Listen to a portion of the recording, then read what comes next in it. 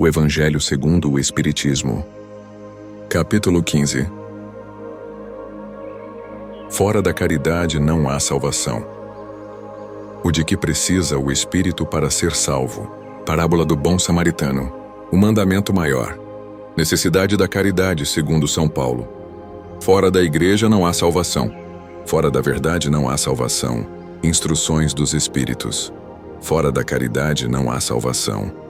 O de que precisa o Espírito para se salvar. Parábola do bom samaritano. Ora, quando o Filho do Homem vier em sua majestade, acompanhado de todos os anjos, sentar-se-á no trono de sua glória. Reunidas diante dele todas as nações, separará uns dos outros, como o pastor separa dos bodes as ovelhas, e colocará as ovelhas à sua direita e os bodes à sua esquerda. Então, dirá o rei aos que estiverem à sua direita: Vinde, benditos de meu Pai, tomai posse do reino que vos foi preparado desde o princípio do mundo. Porquanto tive fome, e me destes de comer. Tive sede e me destes de beber. Careci de teto e me hospedastes. Estive nu e me vestistes. Achei-me doente e me visitastes. Estive preso e me fostes ver. Então responder-lhe-ão os justos: Senhor, quando foi que te vimos com fome e te demos de comer, ou com sede e te demos de beber? Quando foi que te vimos sem teto e te hospedamos, ou despido e te vestimos? E quando foi que te soubemos doente ou preso e fomos visitar-te? O rei lhes responderá: Em verdade vos digo, todas as vezes que isso fizestes a um destes mais pequeninos dos meus irmãos, foi a mim mesmo que o fizestes. Dirá em seguida aos que estiverem à sua esquerda: Afastai-vos de mim, malditos. Ide para o fogo eterno, que foi preparado para o diabo e seus anjos. Porquanto tive fome, e não me destes de comer, tive sede e não me destes de beber, precisei de teto e não me agasalhastes, estive sem roupa e não me vestistes, estive doente e no cárcere e não me visitastes. Também eles replicarão: Senhor, quando foi que te vimos com fome e não te demos de comer, com sede e não te demos de beber, sem teto ou sem roupa, doente ou preso e não te assistimos? Ele então lhes responderá: Em verdade vos digo, todas as vezes que faltastes com a assistência a um destes mais pequenos, deixastes de tê-la para comigo mesmo. E esses irão para o suplício eterno e os justos para a vida eterna. São Mateus 25, 31 a 46. Então, levantando-se, disse-lhe um doutor da lei para o tentar: Mestre, que preciso fazer para possuir a vida eterna? Respondeu-lhe Jesus: Que é o que está escrito na lei? Que é o que leis nela? Ele respondeu: Amarás o Senhor teu Deus de todo o coração, de toda a tua alma, com todas as tuas forças e de todo o teu espírito, e a teu próximo como a ti mesmo. Disse-lhe Jesus: Respondeste muito bem, faze isso e viverás. Mas o homem, querendo parecer que era um justo, diz a Jesus: Quem é o meu próximo? Jesus, tomando a palavra, lhe diz: Um homem que descia de Jerusalém para Jericó, caiu em poder de ladrões que o despojaram, cobriram de ferimentos e se foram, deixando-o semi-morto. Aconteceu em seguida que um sacerdote, descendo pelo mesmo caminho, o viu e passou adiante. Um levita, que também veio àquele lugar, tendo-o observado, passou igualmente adiante. Mas um samaritano que viajava, chegando ao lugar onde jazia aquele homem e tendo-o visto, foi tocado de compaixão. Aproximou-se dele, deitou-lhe óleo e vinho nas feridas e as pensou. Depois, pondo-o no seu cavalo, levou-o a uma hospedaria e cuidou dele. No dia seguinte, tirou 2 denários e os deu ao hospedeiro, dizendo: Trata muito bem deste homem e tudo o que despenderes a mais, eu te pagarei quando regressar. Qual desses 3 te parece ter sido o próximo daquele que caíra em poder dos ladrões? O doutor respondeu: Aquele que usou de misericórdia para com ele. Então vai, diz Jesus, e faze o mesmo. São Lucas 10, 25 a 37. Toda a moral de Jesus se resume na caridade e na humildade, isto é, nas 2 virtudes contrárias ao egoísmo e ao orgulho. Em todos os seus ensinos, ele aponta essas 2 virtudes como sendo as que conduzem à eterna felicidade. Bem-aventurados, disse, os pobres de espírito, isto é, os humildes, porque deles é o reino dos céus. Bem-aventurados os que têm puro o coração. Bem-aventurados os que são brandos e pacíficos, Bem-aventurados os que são misericordiosos. Amai o vosso próximo como a vós mesmos. Fazei aos outros o que quereríeis vos fizessem. Amai os vossos inimigos. Perdoai as ofensas, se quiserdes ser perdoados. Praticai o bem sem ostentação. Julgai-vos a vós mesmos antes de julgardes os outros. Humildade e caridade. Eis o que não cessa de recomendar. E o de que dá, ele próprio, o exemplo. Orgulho e egoísmo. Eis o que não se cansa de combater.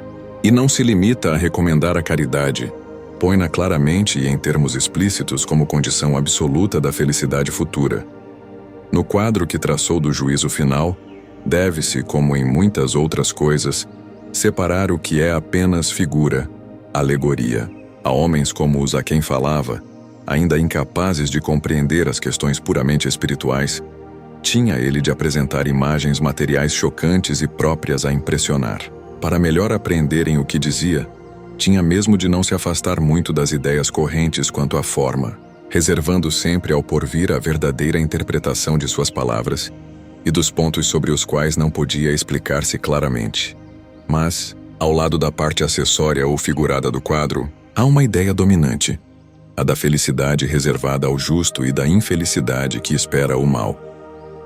Naquele julgamento supremo, quais os considerandos da sentença, sobre que se baseia o libelo? Pergunta, porventura. O juiz, se o inquirido preencheu tal ou qual formalidade, se observou mais ou menos tal ou qual prática exterior? Não, inquire tão somente de uma coisa: se a caridade foi praticada, e se pronuncia assim: passai à direita, vós que assististes os vossos irmãos. Passai à esquerda, vós que fostes duros para com eles. Informa-se, por acaso, da ortodoxia da fé? Faz qualquer distinção entre o que crê de um modo e o que crê de outro? Não, pois Jesus coloca o samaritano, considerado herético, mas que pratica o amor do próximo, acima do ortodoxo que falta com a caridade. Não considera, portanto, a caridade apenas como uma das condições para a salvação, mas como a condição única. Se outras houvesse a serem preenchidas, ele as teria declinado. Desde que coloca a caridade em primeiro lugar, é que ela implicitamente abrange todas as outras: a humildade, a brandura, a benevolência, a indulgência, a justiça, etc. E porque é a negação absoluta do orgulho e do egoísmo, o mandamento maior. Mas os fariseus, tendo sabido que ele tapara a boca aos saduceus, se reuniram, e um deles, que era doutor da lei, foi propor-lhe esta questão para o tentar: Mestre, qual o grande mandamento da lei? Jesus lhe respondeu: Amarás o Senhor teu Deus de todo o teu coração, de toda a tua alma, de todo o teu espírito. Esse é o maior e o primeiro mandamento. E aqui está o segundo, que é semelhante ao primeiro: amarás o teu próximo como a ti mesmo.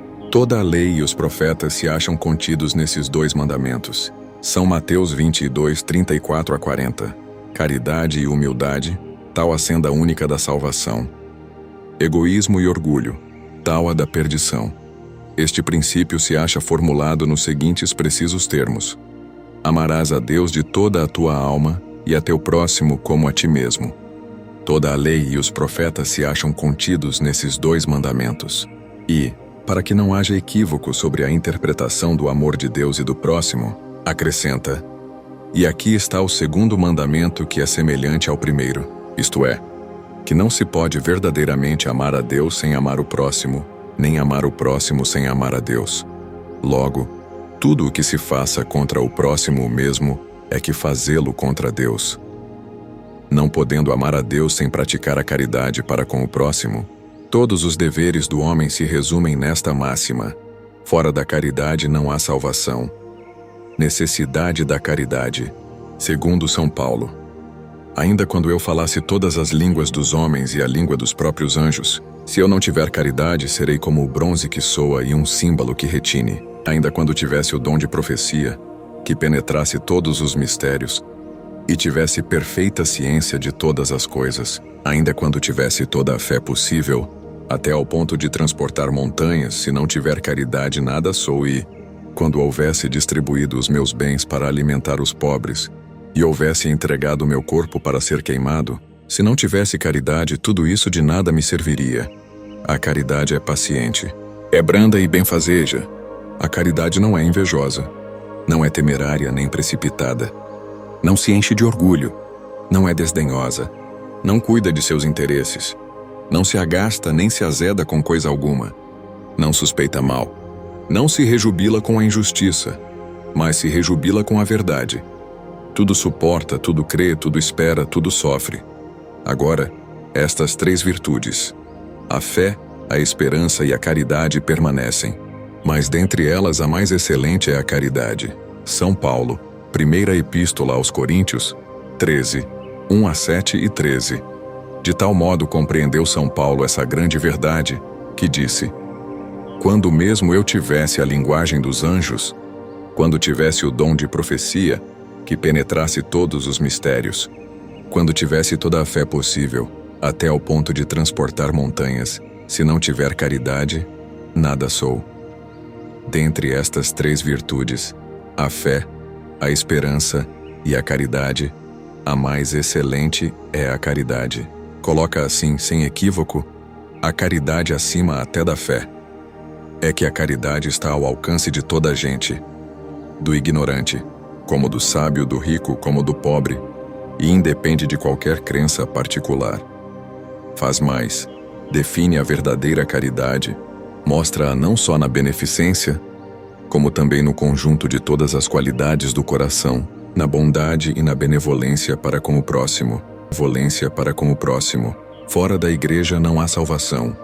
Fora da verdade não há salvação, enquanto a máxima, fora da caridade não há salvação, assenta num princípio universal e abre a todos os filhos de Deus acesso à suprema felicidade. O dogma, fora da igreja não há salvação, se estriba, não na fé fundamental em Deus e na imortalidade da alma. Fé comum a todas as religiões, porém numa fé especial, em dogmas particulares. É exclusivo e absoluto. Longe de unir os filhos de Deus, separa-os. Em vez de incitá-los ao amor de seus irmãos, alimenta e sanciona a irritação entre sectários dos diferentes cultos, que reciprocamente se consideram malditos na eternidade, embora sejam parentes e amigos esses sectários. Desprezando a grande lei de igualdade perante o túmulo, ele os afasta uns dos outros até no campo do repouso. A máxima, fora da caridade não há salvação, consagra o princípio da igualdade perante Deus e da liberdade de consciência. Tendo-a por norma, todos os homens são irmãos e qualquer que seja a maneira por que adorem o Criador, eles se estendem as mãos e oram uns pelos outros. Com o dogma, fora da igreja não há salvação, anatematizam-se e se perseguem reciprocamente, vivem como inimigos. O pai não pede pelo filho, nem o filho pelo pai, nem o amigo pelo amigo, desde que mutuamente se consideram condenados sem remissão. É, pois, um dogma essencialmente contrário aos ensinamentos do Cristo e à lei evangélica. Fora da verdade, não há salvação. Equivaleria ao fora da igreja, não há salvação, e seria igualmente exclusivo, porquanto nenhuma seita existe que não pretenda ter o privilégio da verdade. Que homem se pode vangloriar de a possuir integral, quando o âmbito dos conhecimentos incessantemente se alarga e todos os dias se retificam as ideias? A verdade absoluta é patrimônio unicamente de espíritos da categoria mais elevada, e a humanidade terrena não poderia pretender possuí-la, porque não lhe é dado saber tudo. Ela somente pode aspirar a uma verdade relativa e proporcionada ao seu adiantamento. Se Deus houvera feito da posse da verdade absoluta condição expressa da felicidade futura, teria proferido uma sentença de proscrição geral. Ao passo que a caridade, mesmo na sua mais ampla acepção, podem todos praticá-la. O Espiritismo, de acordo com o Evangelho, admitindo a salvação para todos, independente de qualquer crença, contanto que a lei de Deus seja observada, não diz: fora do Espiritismo não há salvação, e como não pretende ensinar ainda toda a verdade, também não diz: fora da verdade não há salvação, pois que esta máxima separaria em lugar de unir e perpetuaria os antagonismos.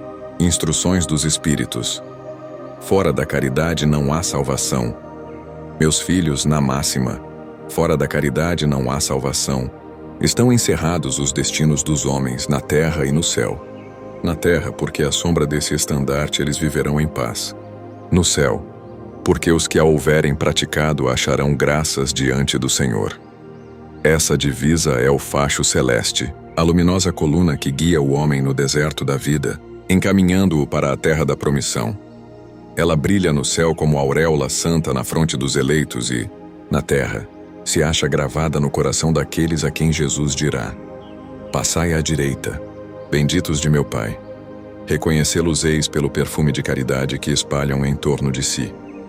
Nada exprime com mais exatidão o pensamento de Jesus. Nada resume tão bem os deveres do homem como essa máxima de ordem divina. Não poderia o Espiritismo provar melhor a sua origem do que apresentando-a como regra, por isso que é um reflexo do mais puro cristianismo. Levando-a por guia, nunca o homem se transviará. Dedicai-vos, assim, meus amigos, a perscrutar-lhe o sentido profundo e as consequências, a descobrir-lhe por vós mesmos todas as aplicações. Submetei todas as vossas ações ao governo da caridade, e a consciência vos responderá. Não só ela evitará que pratiqueis o mal, como também fará que pratiqueis o bem, porquanto uma virtude negativa não basta. É necessária uma virtude ativa. Para fazer-se o bem, mister sempre se torna a ação da vontade. Para se não praticar o mal, basta as mais das vezes a inércia e a despreocupação. Meus amigos, agradecei a Deus o haver permitido que pudesseis gozar a luz do Espiritismo. Não é que somente os que a possuem hajam de ser salvos. É que ajudando-vos a compreender os ensinos do Cristo, ela vos faz melhores cristãos. Esforçai-vos, pois para que os vossos irmãos, observando-vos, sejam induzidos a reconhecer que verdadeiro espírita e verdadeiro cristão são uma só e a mesma coisa, dado que todos quantos praticam a caridade são discípulos de Jesus, sem embargo da seita a que pertençam. Paulo, o Apóstolo. Paris, 1860.